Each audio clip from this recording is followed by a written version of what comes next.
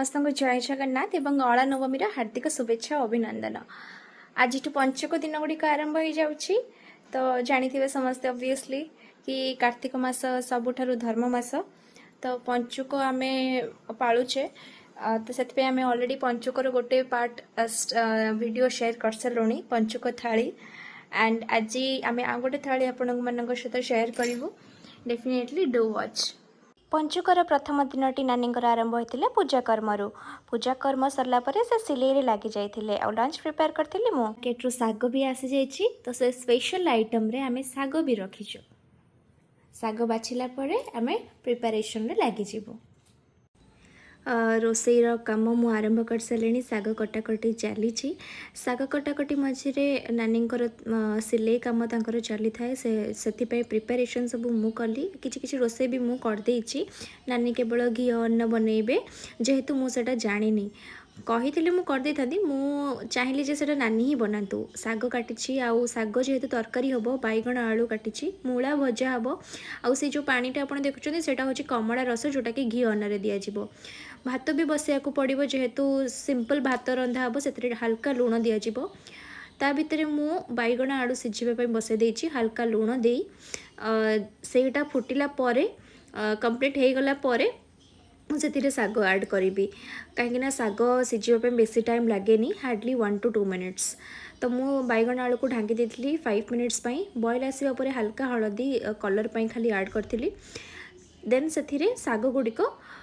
2 minutes पर add करी सागटी को ऐड करने पर 1 minute पूर्वर ही मु बंद कर देती गैस आउ ताको ढांकी देती से बांफरे ही साग गुड़िक सिझी जाइथिला। तो साग सिझापी बेसी टाइम लगे बोली नानी यहीटा मत कही हिसाब रे ही बनैली सबकि मो हिसाब रे भी बनई पारे किंतु मु रांधिले टिके गड़बड़ हो जाए कहीं मत कंप्लीट आसे रोसई जेहेतु मु शिखी नथली स्टार्टिंग रु बाहागर पर ही मु सब शिखुची धीरे धीरे ढांकी देकी गैस टी को ऑफ कर देइथिली आपण देखि पड़थिबे। तो 30 to 50 seconds पर मु ताको काढ़ी अलगा कर देइथिली ता पछरे भात भी बसई सारेनी।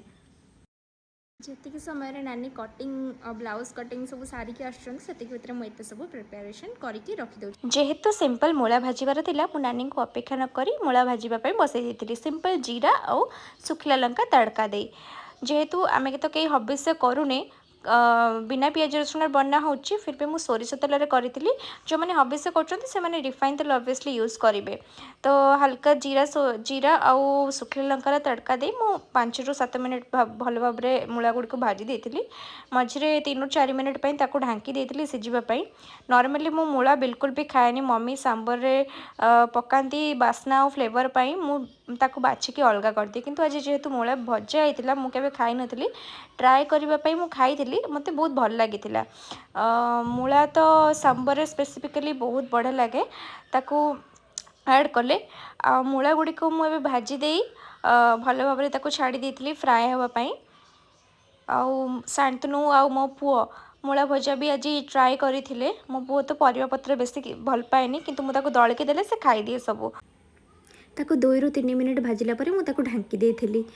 देखी पार्थी मूला गुड़िकर कलर चेंज हो जाइए आउ से बहुत बढ़िया देखा जाउछि। तापर मु कोबी भाजवाई कोबी गुड़िक नहीं गली भाजवा बदल में मु पकोड़ी छाणी 2 चम्मच 2 ରୁ 3 चम्मच बेसन ऐड करी से सब लंका गुंड हलदी गुंड ऐड करी हलदी गुंड हल्का देती गोलमरीच गुंड भी देती से हाफ टी स्पून देन ताको भल भाव में मिक्स कर देती। एटा तो सिंपल रेसिपी समस्त को जना थी कोबी पकोड़ी मुझा पूर्व ताको हल्का बॉयल कर देती छाणीबार इजी हम बोली हल्का बॉयल करी ताको छाणिकी रखी देन गोटे गोटे करी सब पकोड़ी छाणी देती। छुआ मैंने जेहेतु साग आइटम होची आउ मूला होची तो खाइबे न खाइबे कहीकि ए आइटम टी को ऐड करी कहीं छुआ मैंने पकोड़ी छणा छणी टी बेसी भल पाती तो जमीती कि मु कहूँ बर्तमान शांतनु को पकोड़ी बहुत भल लगे मो पुओ को भी स्पेशली भल लगे ताको भी छणा छणी टी भल लगे केवल मो छुआ कहीं सब छुआ को पकोड़ी भल लगे आपण मैंने समस्त जानी। तो पकोड़ी गुड़ी को छाणी गोल्डन ब्राउन हवा जाए छाणी जेहेतु मु बॉयल करी बेसी फ्राए करी नथिली बेसी सिझीगले भल लगे क्रिस्पी आसबनी। तो नानीଙ୍କର ब्लाउज कटिंग सिलाई सबू सरी नथिला सरिला परे सी आसी जाइतिले घी अन्न बनैबा पई जेहेतु आज बहुत खरा होउची 3-4 दिन पाखापाखी परे एते जोरे खरा होउची आमे आज सब लुगापटा सुखाई देचे तो घर को बाहर को करी करी विरक्ति हो जाइतिलु पूरा भगवान को दयारू खरा होउची आज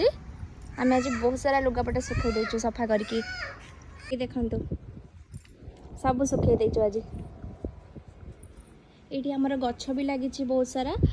गछ चारा जेहेतु लगी देखा जाऊनी आम गछ गुड़िक बढ़ीगले ये शाग किछटा पोता मंजी पोता है पालघ शाग किछि शाग मंजी पोता है आम चारा चारा पोतीबार वीडियो भी करिछु आम डेफिनेटली पोस्ट करिवो आपण मानक सहित शेयर करिवो keep watching our channel thank you बाहर को जावा पूर्व कोबी गुड़िक कड़ाई पकई दे जाइली आसला बेलू से हो जापर नानी आसी घी अन्न बनई सो मु जेहेतु भात ऑलरेडी रांधि देती से सी केवल घी आउ से जो मु कमला रस काढ़ी रखी सेटा को से ऐड कले ये मुझे फर्स्ट टाइम देखुची केमती बना हुए आपण मैंने भी देखु ये घी अच्छी 3 टेबल स्पून फुल आउ कमला रस दि जाइए 3 ରୁ 4टा कमलार तो सबू तो दिज्वनी भातर क्वांटिटी देखिकी आम ऐड करवा से ग्रेजुअली धीरे धीरे ऐड करते घीरे आउ से घीटा स्पेशली आमर हाथ दियारी घी जेहेतु आम घर को क्षीर आसे आम घी से बनईचे घीरे से कमला रस गुड़िक से ऐड करते आते हल्का लुण ऐड करते आउ भात रांधिबा बेले भी आपण लुण ऐड करेंगे ठीक अच्छे लुण ऐड करने एक्चुअली मु भूल जाइली से नानी घीरे लुण ऐड करते धीरे धीरे ऐड कलापर से घी और कमला रसर मिक्स को से भात रंधा होता भात ऐड कर देते धीरे धीरे ऐड करने मझे भी ताकू घांटापी पड़ो एक्चुअली ये सब रेसिपी मु फर्स्ट टाइम देखुची आउ केबे माने मु बनई नथिली नानी कोटो ही शिखुची से भल भाव में मिक्स कर देकी ताकू छाड़ी देथिले आउ भातटा भी गरम गरम थिला सागटा को भी मु छुंकी नथिली जेतु आलू आउ सागर से तरकारीटा बना जिवो नॉर्मल सागर जेमती रेसिपी थिला बिना रसुण दिया आमे साग बनई देइछु रेडी हो जाइछि हमर पंचुक थाली केते सुंदर देखा जाउछि से जीरा पाउडर आउ हल्का लंका गुंड ऐड करथिले भल भाव में मिक्स करी आमे सर्व करिथिलु आम पंचुक थाली डेफिनेटली आपन ट्राए करेंगे आमको श्योर जनइबे आम पंचुक थाली आपको केमती लगिला शांतनु भी बसी जाइछंती खाइबापई तांको भी पकोड़ी इंक्लूडिंग घी भात बहुत ही टेस्टी लगी तो शांतनु साग बहुत भल पाती तो से थाली फिनिश कर देथिले पूरा